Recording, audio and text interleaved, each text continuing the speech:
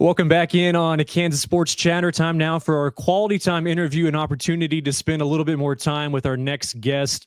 And that next guest is Melissa Holle, the head volleyball coach for Hanover High School.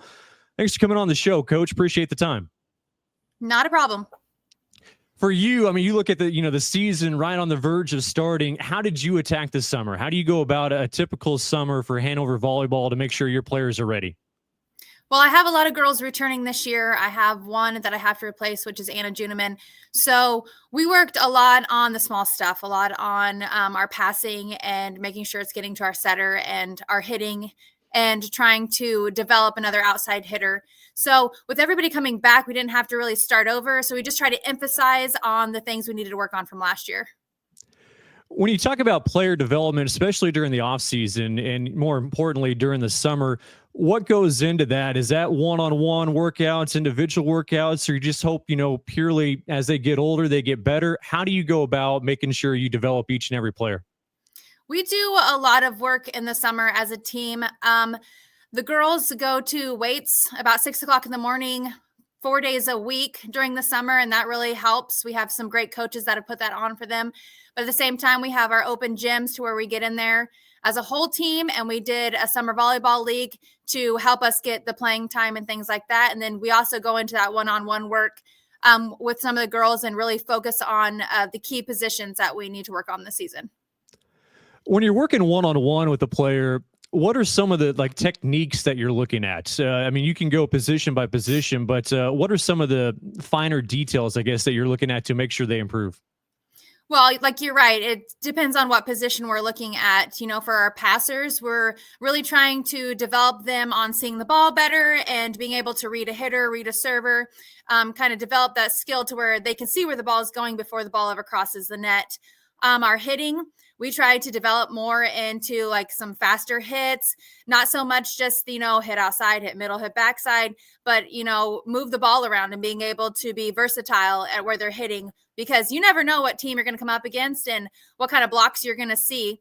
And then with our setters, we're trying to get them to put the ball exactly where we need it to be, being able to work on those tougher passes and getting a ball in a playable area for someone to hit. Because I think at the level we're at as a team-wise, we shouldn't be sending free balls over the net.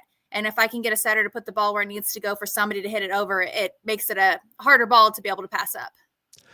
I'm sure at Hanover, and especially all the success that you guys had in multiple sports, you're looking to build, I guess, multiple sport athletes, as far as strength and conditioning. Are there any certain, I guess, conditioning or weight training that you do specifically for volleyball that maybe they wouldn't do in any other sport? We work on some footwork, but a lot of what they do, we have great coaches in the morning. Matt Hoyer and Dusty Hoyer put on our weights program for our high school kids and our junior high kids, and they do some speed training and footwork with the kids as well, and that pays off, and I owe a lot to them for what they've done for the girls. You look at your career and starting, obviously, the success with the state championships in volleyball, but you started out as a basketball player in college over at Newman. Were there any thoughts for you to coach basketball when you first got started? I thought about it.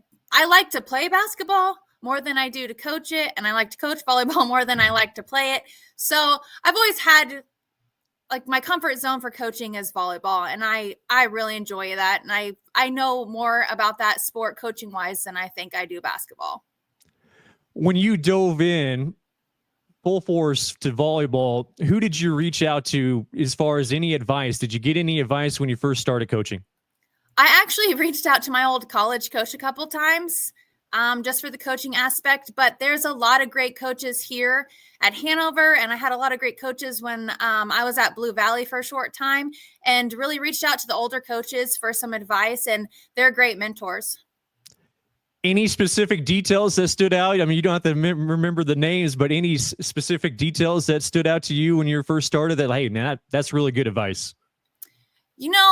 I was told a long time ago by my college coach to follow my gut and my feelings, and to not be one of those coaches that played in to, the parents or the crowd or the community type thing, and to do what I felt was necessary and what I felt was right, because in the long run, that's where you're going to be successful instead of questioning yourself all the time. You talk about success, and obviously Hanover has had it, especially over these last 5 years. How do you meet those expectations? I think every coach wants high expectations because that means you're doing well and your program's off to a good start. How do you go about that? Is that something you don't even talk about, or how do you make sure you meet that bar of success at Hanover? So we talk about it in the summertime, and we talk about it at the very beginning of the season. And I always make the girls write some goals, and I write goals myself. So there's one team goal, and they write 2 individual goals. And coming from a successful community like Hanover, there are very, very high expectations for these kids. And especially when you're successful, the expectations go up. But I think if we can talk about it as a team and all have the same mindset, it helps. And every year it seems to be the main goal that everybody wants is to go back to the state tournament. And so when we set that expectation of that, we're able to build on the season to eventually reach that goal. Have you laid out your goals yet for your individual goals? I've thought about my individual goals. Obviously, that big goal is to go back to the state tournament and hopefully get a three-peat, because we didn't quite make it on the last one to get the three-peat, and that would be kind of the icing on the cake. And my daughter's a senior this year playing, and just being able to have her get that success that unfortunately her older sister wasn't able to have would be great. For you, and you mentioned just missing out on the three-peat and then getting it back this year, starting at hopefully maybe another stretch for Hanover volleyball. In your mind, which one was difficult, winning that first state championship or is trying to stay on top of the mountain? Which one's more difficult?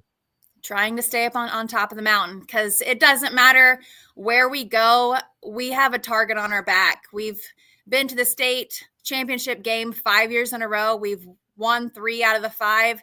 So Hanover has a huge bullseye on their back. And, we talk about that at the beginning of the season every year. Their teams are looking to beat you. And so that's just kind of one of those things we've thought, we don't want to be beatable. We want to be the toughest that we can absolutely be. Have you noticed, though, that the success that you've been able to have, has it been able to grow the sport in Hanover? I mean, you guys have obviously always had really good programs, but have you seen even maybe more growth in maybe the younger girls that are excited about volleyball?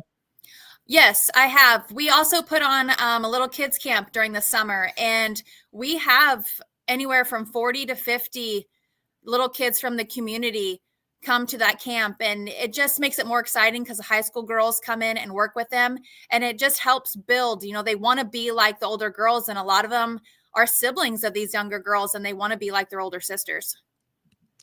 What would be your best advice for younger athletes? So some of those younger girls that are wanting to become, star athletes at the high school level and beyond, what do they need to work on at maybe at that younger age? I think my best advice is just to have fun. I mean, we put so much pressure on these kids, even as a young age. You have to get better at this. You have to be the best at this.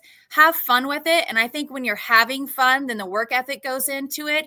And you don't even realize you're working hard to get to where you want to be. How do you go about lighting up some of those practices, during some of the grind of the season leading up to that big goal? Because not everything's a state championship level match. And sometimes you got to go through that regular season. How do you guys keep things light there at Hanover? We do a lot of fun games. The girls are really competitive, so pulling out those competitive games at practice kind of lightens the mood. But then we do the goofy, silly games. There's one where we throw a balloon in the air and you have to run in a line and try to keep it up. And it's the girls have fun and they're laughing, and, they don't realize that they're working hard at the same time as just having fun with each other. I think we call that balloon game here at my house with the kids uppy uppy. So who is the best at the balloon game at Hanover? Oh gosh, I don't know. It's kind of interesting though, because they've got to sprint down and get it up. And some of the ways they try to do that, I'm like, I would not be getting back up after the way you just came down. But they have a lot of fun with it. It gets really competitive. That's awesome. Hey, Coach, appreciate your time and best of luck this season. Thank you. That is Melissa Holle, Hanover volleyball coach, joining us here on Kansas Sports Chatter. We'll take a break. More of the show right after this.